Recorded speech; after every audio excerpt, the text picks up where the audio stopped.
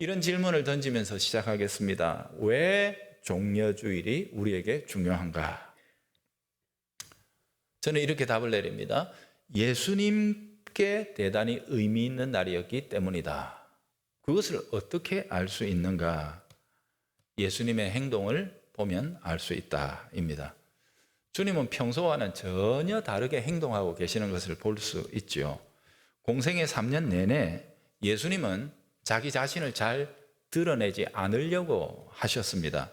기적을 행하시고도 애써 숨기시기도 하고 혹은 그 수혜자에게 입단속을 하시죠. 내가 고쳐줬다 말하지 마라. 이렇게까지 말씀하시는 장면이 나와요. 하지만 오늘 본문에 보면 예수님은 전혀 다르게 행동하십니다. 딴 사람인 것처럼 행동하셔요. 사람들이 자신을 높이고 칭송하는데도 불구하고 말리지도 않으실 뿐만 아니라 대놓고 그래도 된다, 그게 잘하는 거다, 막 이렇게 유도하고 계시는 거거든요. 이런 유월절이 되면 예수님의 대적자들이 눈에 불을 켜고 예수님을 잡으려고 한다는 것 외에도 훨씬 더 큰 실질적인 위협이 있었습니다. 그게 뭔가 하면 로마의 군대였습니다. 명절 기간에는 예루살렘 거주자의 한 10배에 가까운 순례자들이 몰려들기 때문에 기존에 있던 로마 군대를 가지고는 질서를 유지할 수가 없어서 파견을 옵니다. 아주 대규모의 로마 군대가 예루살렘에 파견을 와서 지키고 있거든요. 더군다나 이 유월절이라는 것은 유대인들에게 독립기념절기 아닙니까? 그죠? 그러다 보니까 흥분해가지고 지금 자기들을 식민 통치하고 있는 로마에 대한 반란이나 막 밀란 이런 게 주로 이런 시기에 일어났거든요. 그러니까 로마 군대로서는 아주 신경 쓰이고 또 마음이 갈 수밖에 없죠. 그래서 어떤 건수라도 잡히면 단단히 맛을 보여줘서 이들의 길을 확 꺾어놔야 되겠다라고 작정하고 이게 노리는 시기거든요. 그러니 예수님의 이런 퍼포먼스는 굉장히 위험한 상황이었다. 이 사실을 알 수가 있죠. 자, 그런데 그럼에도 불구하고 주님께서는 이처럼 자기를 들내시고 이런 큰 요란을 떠셨다. 그 원인이 어디에 있는가? 그 목적이 무엇인가? 예수님은 자신을 왕으로 드러내시고자 이 일을 벌이셨습니다. 그럼 물어야죠. 예수님 도대체 자기를 어떤 왕으로 드러내려고 하셨는가? 오늘 두 가지를 말씀드리겠습니다. 첫째는 예수님은 자신을 생명의 왕으로 드러내고자 하셨습니다. 당시에 예루살렘에는요, 실질적으로 왕노릇하고 있었던 두 개의 대표적인 세력이 있었습니다. 그 중에 하나가 뭐냐 하면 종교 권력자들입니다. 제사장들이죠. 이들은 성전이 그들의 터전이면서 힘의 상징이었습니다. 그들의 이 권세는 율법의 정죄에서 나왔습니다. 율법은 죄인들은 모두 다 죽는다라고 했죠. 제사장들이 그 율법을 판결하는, 그러니까 곧 율법에 의하여 너는 죄인이다 아니다 정죄하는 그 직분을 맡고 있었지 않습니까? 그리고 그 죄에서 벗어나게 하는 제사 제도를 집전하는 권세를 혹은 직무를 그들이 맡고 있었지요. 그러니 이게 그들의 힘이었습니다. 그들은 속죄를 자신들의 입맛대로 처리하면서 사람들을 위협하고 있었어요. 율법으로 사람들의 삶을 강제하고 그 위에 군림하며 다스리고 있었던 거죠. 너희들 살고 싶으냐? 율법이 정한 대로 제사를 드려라. 그리고 그 제사는 우리가 꽉 잡고 있으니 내가 원하는 대로, 우리가 원하는 대로 통제를 따라라. 그런 식으로 압박했던 거예요. 물론 여러분, 하나님께서 제사장들에게 그 제사의 질서와 모든 순서를 맡기셨기 때문에 제사장들이 그렇게 하는 게 맞습니다. 법적으로 당연합니다. 하지만 문제는 그들이 이 일을 자기의 탐욕을 따라 행했다라는 것에 있었습니다. 당시의 성전, 온통 금칠이 되어 있는 헤롯의 성전, 역사상 가장 화려하고 비싼 건물이기는 했지만 허세 외에는, 종교적인 허례와 형식 외에는 아무런 생명의 능력을 발휘할 수 없는 장소였습니다. 종려주일 예수님께서 이 성전을 향해 치고 올라가셨던 행진은 이들의 거짓 통치에 대한 폭로이자 조롱이며 선지자적인 메시지였습니다. 이미 예수님께서는 자신이 참 성전이라는 사실을 선언하셨죠. 요한복음 2장에 보면 나옵니다. 내가 성전이다 그러셨어요. 그리고 자신을 통해 생명의 통치를 실현하고 계셨습니다. 참 성전이신 예수님이 가는 곳마다 치유와 회복이 일어났습니다. 귀신들이 쫓겨났습니다. 심지어 죽은 자도 살아나는 생명의 역사가 예수 그리스도에게서 나타났죠. 이게 원래 성전에서 나타나야 되는 하나님의 생명의 통치거든요. 특히 얼마 전에 예수님께서는 죽은 지 나흘이나 된 나사로를 무덤에서 불러내셨습니다. 이것은 예수님이 보여주시는 생명 통치의 끝판왕입니다. 성전의 권력자들에게 이 사건은 거의 핵폭탄과 같은 충격을 안겨주었습니다. 왜냐하면 그들은 신학적으로 부활이라는 것은 없다라는 이런 신념을 가지고 있었거든요. 그 부활을 부정하는 자들이었습니다. 그들이 성전을 차지하고 있었어요. 그런데 무덤에서 나온 자가 뻐젓이 지금 살아서 활동하고 있었어요. 그것도 나흘이나 돼가지고요. 유대인들에게 있어서 사흘과 나흘은요 경계선입니다. 나흘이 지나면 절대로 못 돌아온다라는 그들은 신념이 있었거든요. 그런데 나흘이 지난 나사로가 그냥 나왔습니까? 아니올시다. 그 누이들도 예수님 무덤 열지 마세요. 썩어서 냄새가 납니다. 냄새 안 맡고도 냄새 날 거라는 생각이 열면 분명히 냄새가 납니다 하고 막 이렇게 하던데 예수님이 열어라, 나사로야 나오너라 말씀하시니 나사로가 살아서 나온 것 아닙니까? 그냥 나온 게 아닙니다. 예수 그리스도의 말씀이 그를 생명으로 불러내시는 것을 생생하게 목도한 것입니다. 그러니 이 성전의 권력자들이 서 있을 터가 없는 거예요.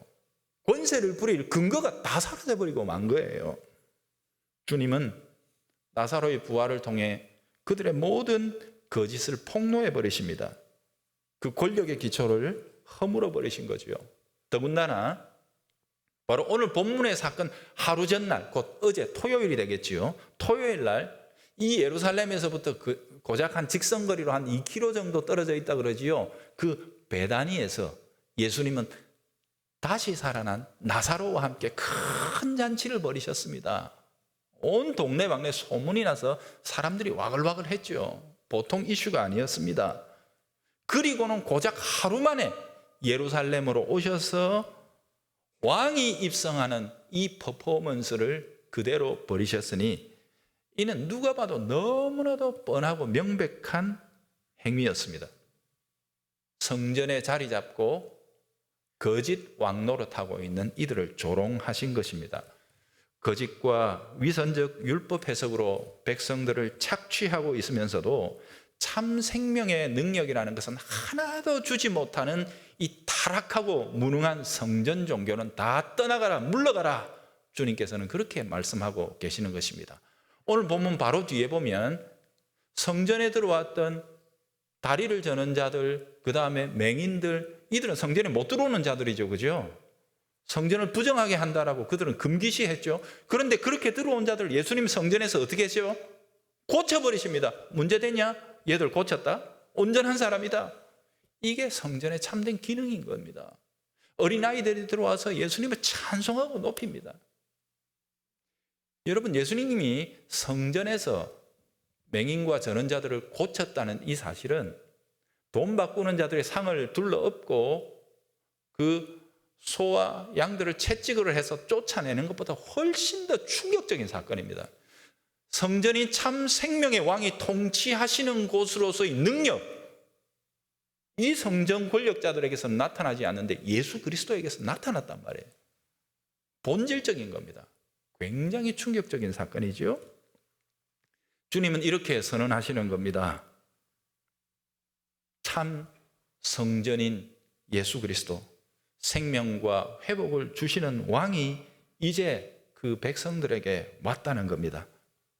자기를 위해 백성을 착취하는 권력이 아니라 백성들을 위해 자신을 십자가에 내어주는 사랑의 왕, 생명의 왕이 이제 오셨다라고 선포하고 계시는 거예요. 여러분, 그게 예수님께서 버리신 이 종려주일의 행진이 가지고 있는 첫 번째 메시지입니다. 사랑하는 성도 여러분, 바로 이분이 이 땅에서도 그렇게 생명의 통치를 하셨다면 이제 승리하시고 저 하늘에 영원한 영광의 왕으로 좌정하신 지금 성령을 통해 우리들 가운데 찾아오시는 이 주일 예배의 자리는 어때야 하겠습니까? 주님께서 이 주일 복된 예배에 성령으로 우리를 향해 오십니다. 여기에 임재하십니다. 그것이 우리들의 예배입니다. 우리가 이 예배의 진정한 본질이 무엇인지를 온전하게 깨닫고 지금도 그 생명의 능력과 우리를 회복시키시는 살아계신 왕의 통치를 받고자 애쓰고 사모한다면 저는 믿습니다. 마땅히 그분의 능력이 예배를 통해 나타날 것입니다. 우리 교회가 그 능력을 온전하게 누리는 참된 예배의 공동체가 될 수 있기를 바랍니다. 자, 두 번째로 예수님께서 이 종려주일의 행진을 통해 드러내고자 하셨던 메시지는 뭐냐? 당신이 겸손과 평화의 통치자라는 사실입니다. 예수님께서 벌이신 이 행진은요, 아주 정교하게 준비되고 수행된 패러디였습니다. 여러분, 해마다 6월절이 되면은요, 또 다른 행진이 이미 있었어요. 제 몸을 예루살렘이라고 본다면 우리 성도들 보시기에 이쪽이 서쪽이지요. 해마다 6월절에 아까 제가 말씀드렸듯이 순례자들이 워낙 많이 모여들기 때문에 질서를 유지하기 위해서 로마 군대가 왔다 그랬죠. 로마 군대가 이쪽에 있는 가이사라로부터 총독의 군대가 직접 왔습니다. 굉장히 많은 군대를 이끌고 질서 유지를 위해서 서쪽에서부터 예루살렘을 향해 행진해 왔습니다. 멋진 백마를 탄 총독을 필두로 해서 번뜩이는 갑옷과 투구, 깃발을 매단 창과 칼을 쥔 로마의 병정들, 엄청난 말의 행렬, 그 군대의 기세는 가히 압도적이었습니다. 그들은 힘과 폭력으로 지배하는 자들이었습니다. 죽음의 위협으로 사람들을 통치하는 나라였습니다. 길에 걸리는 모든 것들을 차고 때리고 부수면서 우리의 앞길을 가로막는 모든 것들은 다 파괴한다는 메시지를 보였죠. 공포로 무력 시위를 하면서 그들은 그렇게 예루살렘을 향해 진군해 왔습니다. 그리고 바로 이런 상태가 팍스 로마나, 곧 로마의 평화라고 선전하고 자랑했습니다. 여러분, 그러나 그들이 평화라고 부르짖는 팍스 로마나의 실상이 과연 온 세계를 위한 참된 평화인가요? 그렇지 않습니다. 자기들만의 이기적인 평화였습니다. 자기들은 좋았죠. 그러나 그 평화는 가난하고 힘없는 자들을 짓밟고 그들의 것을 빼앗아서 이룬 것이었습니다. 그들은 그렇게 행진해 와서 예루살렘의 서쪽이면 이쪽이죠. 서쪽의 이 신도시입니다. 높은 도시였어요. 여기는 높은 산지였거든요. 요즘식으로 무슨 힐, 베버리 힐즈, 이런 아주 쾌적하고 좋은 곳에 그 헤롯의 궁전에 자신들의 진지를 딱 트고 이 가난한 이 동쪽 아랫 동네, 그들을 내려다보면서 감시하고 위협을 했던 거겠지요. 예수님의 행진은 바로 이런 로마식 권력주의에 대한 조롱이었습니다. 예수님은 동쪽에서 오셨습니다. 베다니가 이쪽에 있었습니다. 예수님은 전쟁 기계인 말이 아니라 나귀를 타십니다. 오늘 5절에 보니까 나귀는 멍에 매는 짐승이라 그러죠. 짐이나 나르지 전쟁하는 데는 못 써먹습니다. 그런데 그것도 새끼를 타셨대요. 나귀 새끼를. 정말 우스꽝스러운 장면인데 이거는 제가 내년에 한번 조금 설명을 드리도록 하겠습니다. 메시지는 너무도 분명합니다. 어른이 나귀 새끼를 타고 입성을 한다?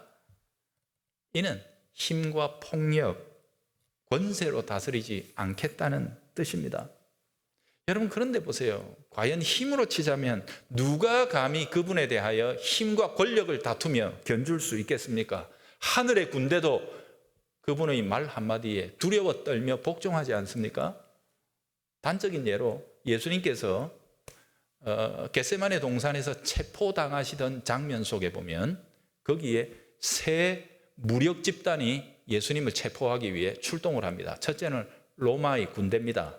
최소한 백부장 2명이 출동한 것으로 추정합니다. 학자들은. 그러니까 최소 로마 군대 200명 이상이 갔죠. 그 다음에 유대의 군병들이 갑니다. 유대의 군대가 갑니다. 세 번째는 뭡니까? 대제사장의 하속들이 갑니다. 동원할 수 있는 모든 힘과 무력을 동원해서 예수님을 체포하러 갔어요. 체포하시던 자리에서 예수를 찾습니다. 어두워가지고 막 이렇게 하면서 누가 예수고 하고 막 찾았겠죠. 그때에 예수님이 앞으로 나서시며 제자들을 보호하시기 위해 내가 그러라 이렇게 말씀하실 때 어떤 일이 일어났다고 그럽니까? 주님을 잡으러 왔던 모든 군대가 땅바닥에 나뒹굴었다라고 그렇게 증언하고 있습니다. 그분이 참으로 자신의 권력을 힘을 발휘하시기로 하면 말 한마디만으로도 그 500여 군대를 일시에 땅바닥에 나뒹굴도록 만드실 수 있는 분이십니다. 그러나 그분은 아버지의 뜻에 순종하기 위해 그 힘을 속으로 갈무리하십니다. 감추십니다. 예수님은 베다니에서부터 감람산 언덕을 넘어오시면서 예루살렘 성에 거의 이르러서는 이 아래쪽 기드론 계곡을 따라 내려오셨을 것입니다. 여러분, 그 루트는요, 바로 이 명절 기간 동안에 예루살렘 내에서 숙소를 구하지 못했던 가난한 순례자들이 텐트를 치며 노숙하는 곳입니다. 주로. 그러니 예수님이 입성하시는 것을 보고 주로 따라오며 노래하고 환호했던 사람들, 바로 그들이었어요. 그들이 함께 예수님과 이 가난한 동쪽 아랫동네, 로우어 시티라고 그러죠. 그 지도에 보면 그렇게 나옵니다. 성전과 이 부자 동네에 있는 모든 오물과 쓰레기들이 다 그쪽으로 내려가고, 예루살렘에 비가 크게 오면 모든 쓰레기들이 다 그쪽으로 강물처럼 흘러내려가던 곳이라고 그러지 않습니까? 주님은 그 길을 따라 올라오셨습니다. 예수님의 행렬에는 군대도 없었고 무기도 없었습니다. 가난한 순례자들의 찬송과 자발적인 행진만이 있었을 뿐입니다. 아이들의 호산나 외치는 소리가 따르고 있었습니다. 여러분 어떠십니까? 저는 바로 이 장면이 기독교가 무엇인지를 가장 선명하게 보여주는 그림이라 생각합니다. 예수님이 세우고자 하셨던 나라가 무엇이냐? 바로 이 그림 속에서 저는 온전하게 찾을 수 있다고 생각을 합니다. 예수님은 바로 이 종려주일의 행진을 통해서 당신이 겸손하며 평화를 세워나가는 왕이심을 드러내고자 하셨습니다. 굴림이 아니라 섬김이다. 착취가 아니라 도리어 자신을 십자가에 내어주는 것이다. 힘은 그렇게 쓰는 것이다. 그렇게 함으로 모두를 구원하여 모두가 함께 기뻐하고 하나 되는 나라를 세우고자 하셨습니다. 단지 가지고 힘센 자들만의 평화가 아니라 예수 그리스도가 베푸시는 구원의 은혜 가운데 함께 평강을 누리는 나라, 그 나라의 꿈을 주님께서는 이 행진을 통해 선포하신 것입니다. 따라서 만약 우리가 진정으로 이 왕을 따르는 백성이요 그분의 가르침을 받는 제자라면 우리도 역시 이 땅에서 높아질수록 혹은 이 땅의 것들을 많이 가지게 될수록 겸손해야 합니다. 그 모든 것을 자기 속으로 갈무리하면서 그것들을 통해 하나님의 복되신 은혜와 사랑이 나타나도록 겸손하게 섬길 수 있어야 할 것입니다. 그것이 바로 우리 왕이 앞서 가셨던 걸음입니다. 우리들의 삶의 모든 자리를 왕의 길을 따라 겸손과 섬김으로 뒤따르는 주의 제자들이 되실 수 있기를 바랍니다. 자, 이제 한번 정리해 볼까요? 자, 예수님은 이 종려주일의 행진을 통해서 스스로를 왕으로 선포하신 것과 동시에 당시에 왕노릇하고 있었던 두 개의 가짜 권력들, 거짓 권세들을 조롱하셨지요. 자, 그렇다면 이렇게 물읍시다. 과연 예수님의 이 계획은 성공했는가? 예수님은 과연 이 행진을 통해 표방하셨던 당신의 선지자적 메시지를 성취하셨는가? 표면적으로 보면 예수님은 실패한 것처럼 보입니다. 패배자로 보이지요? 왜 그렇습니까? 바로 당신이 조롱하셨던 성전 권력자들이 주관하는 불법적인 재판에 의해 예수님은 죽으셨습니다. 또한 그 죽음의 방식이 당신이 또한 조롱하셨던 폭력의 나라 로마의 십자가 형틀 위에서 죽으셨으니까 그저 표면적으로 보면 예수님 자기가 조롱했던 그 두 세력의 힘에 의해 죽임을 당하신 것 아닙니까? 그러니 예수님은 당장에 패배한 것처럼 보입니다. 하지만 여러분 그렇지 않습니다. 예수님이 영원히 이기셨습니다. 그 이후의 역사가 이를 확실하게 증명해 주고 있습니다. 예수님의 부활과 이어 일어난 성령의 강림 이후 하늘의 왕으로 등극하신 예수 그리스도는 바로 그 도시, 자신을 십자가에 못 박았던 도시 예루살렘에서 하루에 3,000명, 하루에 5,000명의 새로운 백성을 얻으십니다. 베드로에 의해 왕이신 예수의 이름이 선포될 때 수많은 사람들이 그분의 나라로 입적하기를 원했습니다. 심지어 허다한 제사장의 무리도 이 도에 복종하니라. 예수를 대적하는데 앞장섰던 성전 권력의 일부였던 수많은 제사장들마저 예수의 나라로 이민을 온 것입니다. 위대한 승리입니다. 그리고 이 위대한 불길은 유대로, 사마리아로, 땅끝으로 퍼져나갔습니다. 지금도 퍼져나가고 있으나 아무것도 이를 저지하거나 막을 권세도 법도 없습니다. 여러분 보십시오. 지금까지 이어지는 2000년의 역사 속에서 교회가 스스로 타락해 무너진 적은 있어도 세상의 그 어떤 권력이 교회를 완전히 뿌리 뽑아 이긴 적이 있습니까? 없습니다. 그러니 교회가 진짜로 무서워해야 될 것은 세상의 권세자들이나 다른 것들이 아니라 타락하는 것입니다. 교회가 어두워지는 것입니다. 이를 우리가 두려워해야 하지요. 자, 반면에 예수 그리스도를 죽음으로 내몬 두 세력, 표면적으로 당장해 보자면 그들이 우리가 이겼다라고 주장할 수 있었던 그 세력들의 결과는 어떻습니까? 그들은 망했습니다. 속히 무너져 갔습니다.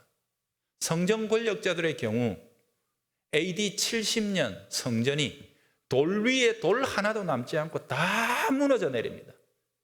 그들의 모든 허세 권력, 형식적인 힘의 근원지였던 성전은 철저하게 파괴되고 흔적도 없이 사라져 버리고 말지요. 이것이 그들의 종말이었습니다. 둘째, 로마는 어떤가요? 거두절미하고 그토록 주님의 교회를 박해하고 했으나 마침내 313년 로마는 공식적으로 그리스도의 복음 앞에 무릎을 꿇게 되지 않습니까? 여러분, 예수 그리스도의 행진, 예수 그리스도의 복음은 영원한 승리를 가져오는 것입니다. 우리는 그 걸음을 위대하게 내디디고 계시는 예수님의 종려주일의 행진을 오늘 바라보았습니다. 이 주일을 지나면서 우리는 적어도 이런 주제의식 하나는 딱 갖고 지나가야 할 것 같습니다. 무엇이 참된 생명인가? 무엇이 참된 힘이고 무엇이 참된 이김인가? 어떻게 하면 그것을 이루며 살아갈 수 있겠는가?